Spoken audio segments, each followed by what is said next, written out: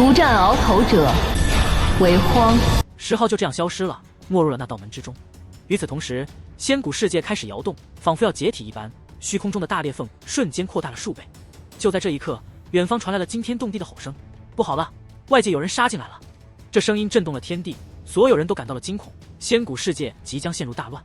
原住民们感到了前所未有的恐惧，不知道这场变局将带来什么。而3000州的天才们则激动不已，因为他们的师门即将到来，他们将有机会进军仙谷一地。但是他们来得太迟了，荒已经进入了光门。混乱中，石冠王和谪仙等强者意识到了外界教主的威胁，他们手中的逆天之物可能会引入极度危险之中。孤剑云等背后有大教护持的人也感到了不安，如果他们不能及时与师门会合，可能会遭到暗算。谪仙则发现了光门并未消失，他轻盈地飘向光门，成功地进入了其中。随着谪仙的进入，人们的情绪高涨，他们看到了希望，纷纷冲向光门，希望能够进入。石冠王也不甘落后，他如真龙出渊，一跃而上，没有人可以阻挡他。他的力量如同火红的道炉，宏大如山。宁川、石毅、曹雨生等强者也纷纷出手，他们各自施展手段和大神通，光门前流光溢彩，法则交织，乾坤崩裂。他们先后进入了光门，但与荒的待遇不同，他们需要沿着一条法则构建的通道奔行，向那神秘之地赶去。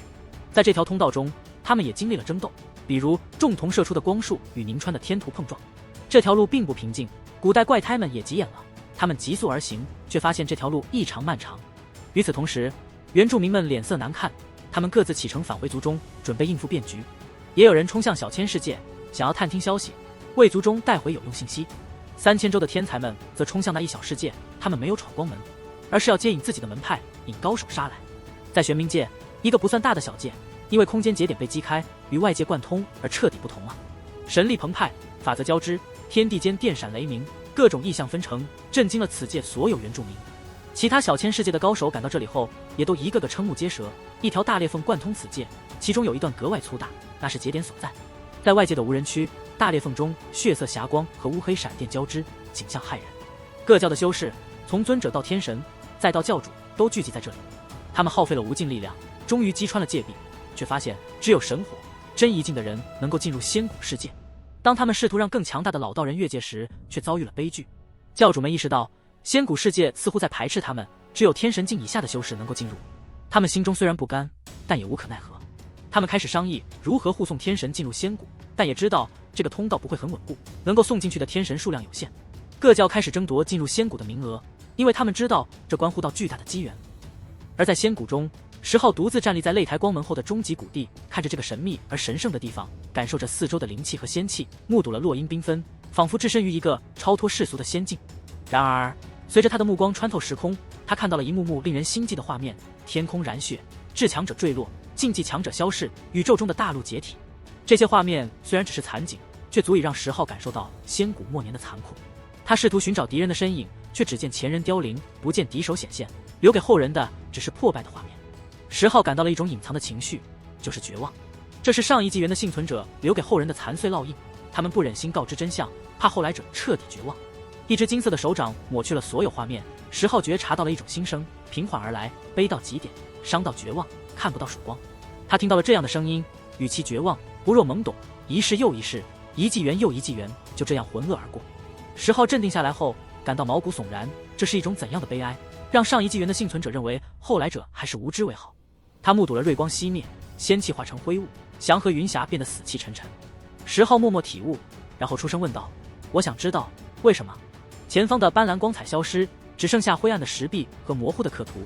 他认真感应，仔细琢磨，却再也看不出其他。10号认为这是仙谷留下的造化，却只是一个笑话。他在这里什么也没有得到，一无所获。10号愤怒地认为留下烙印者为懦弱，他杀到此地所见到的竟是这样的结局。他不甘心回头，他的3道仙气共鸣，如同3条真龙冲撞向墙壁。他要击穿此墙，寻找最大的造化地。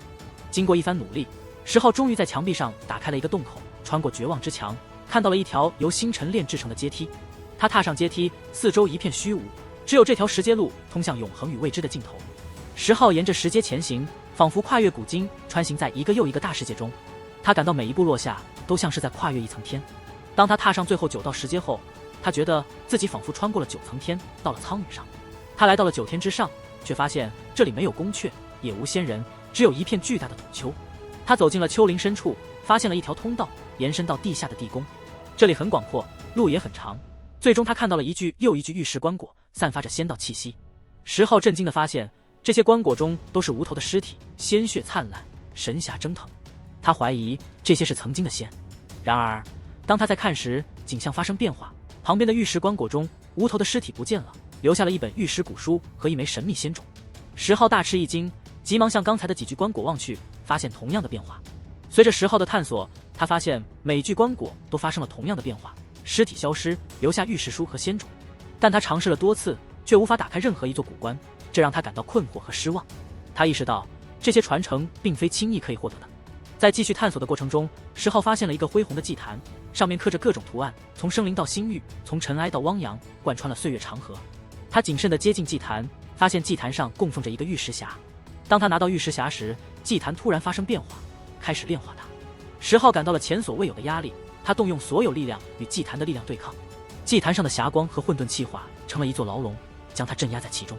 石浩拼命抵抗，他必须展现出自己的超凡之处，证明自己有资格获得这份传承。在祭坛的炼化过程中，石浩经历了各种极端的考验，包括天雷、太阳火晶、太阴之水、混沌丘、世界石等。这些考验都是某一领域的极致力量，对石浩的肉身和元神造成了极大的伤害。他依靠柳神法，生命力旺盛，能够在第一时间得到滋养，快速复原。经过了长时间的考验，石浩终于熬过了祭坛的炼化。他的身体几乎散架，血肉模糊，骨骼碎断，但他依然坚持了下来。祭坛恢复了宁静，石浩虽然无法动弹，但他成功地证明了自己的资格，获得了传承的机会。石浩在经历了严峻的考验后，终于恢复了行动能力。他意识到，如果不是因为他拥有3道仙气和强大的肉身，以及经历过最强的雷劫洗礼，他可能无法在这次考验中幸存。在恢复期间，他发现自己的修为已经晋升到真神后期，接近圆满。这种修行速度让他自己都感到惊讶。尽管他手持玉石匣，却发现自己因为道行不够而无法开启它，这让他感到惊异。他意识到，即使是接近真神大圆满的境界，也没有资格窥视其中的内容。在祭坛上一番搜索后，他确认没有其他器物，便收起玉石匣，跃下祭坛。面对数十口古棺，石浩感到无比眼热，却无法搬动任何一口。他不甘心，尝试了一次又一次，却始终无法打开任何一口古棺。特别是祭坛前几口最不凡的古棺，内部的经书与仙种迷蒙，仿佛有大道仙音传出，却始终无法触及。就在石浩感到沮丧时，谪仙和石冠王闯了进来，他们一眼就看到了石浩，发现他正在费力地开启一口玉棺。两人很快醒悟过来，冲向石浩。石浩愤愤不平，与他们交手，震动了此地。然而谪仙和石冠王很快发现了与自己道共鸣的古棺，他们被选中了。石浩感到悲愤，他试了一大圈，却一口玉棺都不理他。而谪仙和石冠王来了，就被选中了。石浩大叫一声，震动了这片古地，奇音如雷。随后宁川、石毅等人也闯了进来，他们也被选中，获得了古棺的认可。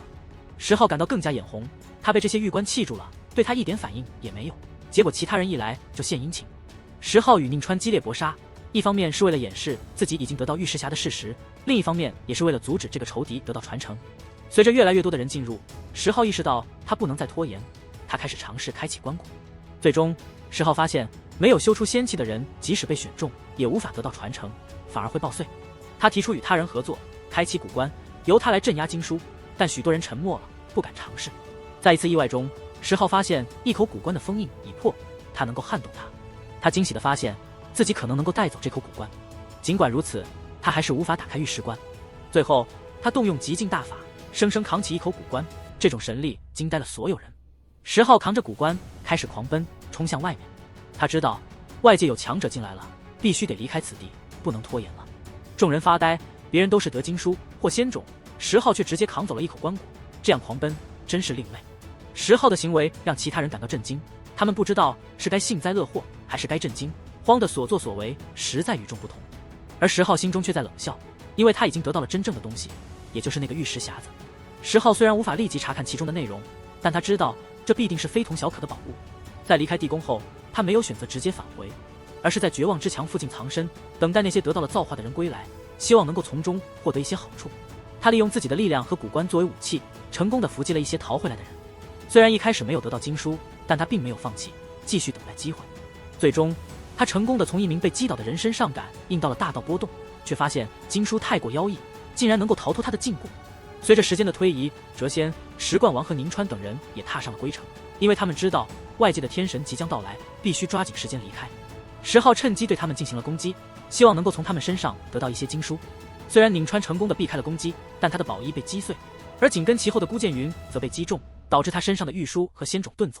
在得知外界天神即将到来的消息后，所有人都感到了紧迫感，纷纷加快了离开的步伐。石浩也不例外，他知道时间紧迫，不能再耽搁。尽管他希望能够在这里击杀宁川，但最终还是选择了离开。在玄冥界，外界的天神已经开始跨界而来，成功出现在仙谷一地。这些天神都是各教精挑细选出来的佼佼者，他们的强大让原住民感到恐惧。当石浩、谪仙、石冠王等人冲出出口时，他们做好了防御准备，以防被外界的人偷袭。他们的快速回归引起了众人的惊呼，尤其是石浩，因为他扛着玉冠，显得格外引人注目。他成为了焦点，所有人都想知道他是否携带了造化回来。面对天神的阻拦，石浩、谪仙等人并没有表现出畏惧。当天神要求他们汇报造化地的情况时，他们只是沉默着，没有理会。这种沉默是对天神权威的挑战，也是对自己实力的自信。当天神的手下一位真神试图命令石浩放下玉冠时，石浩并没有屈服，他直接反击，用意志击杀了挑衅者，展现了他的强大和决绝。不远处的一尊天神没有营救，只是脸色一下子阴沉了。